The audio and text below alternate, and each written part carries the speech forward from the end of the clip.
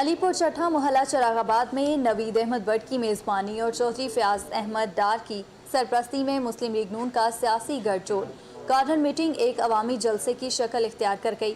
عدنان افضل چٹھا امیدوار مسلم لیگ نون PP 36 نے خطاب کرتے ہوئے کہا کہ میاں نواز شریف کے دور میں روزمرہ کی ضروری اشیاء کے نرخ انتہائی کم تھے۔ روٹی نان 4 روپے میں مل رہے تھے، گھی 150 روپے کلو اور آٹا 35 روپے کلو تھا، بہترین چاول 60 روپے کلو تھا۔ ان کا کہنا تھا کہ ایٹمی دھماکے کر کے پاکستان کو ناقابل تسخیر بنانے دیا گیا۔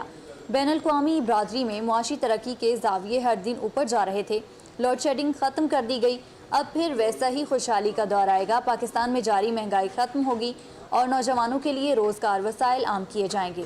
علی پور چٹھا کو مثالی شہر بنائیں گے اور آپ کے مطالبات پر سر تسلیم خم کرتے ہیں۔ اس سے پہلے نوید بٹ نے محلہ اور مقامی شہریوں کے مسائل کی نشاندہی کرتے ہوئے کہا کہ سابقہ ذاتی کا ازالہ کیا جائے۔ اہل محلہ مسلم لیگ نون کو کثرت سے ووٹ ڈالیں گے۔ چودھری فیاض احمد ڈار نے محلہ معززین کو یقین دہانی کروائی کہ وہ ان کے مسائل حل کروانے میں بھرپور تعاون کریں گے۔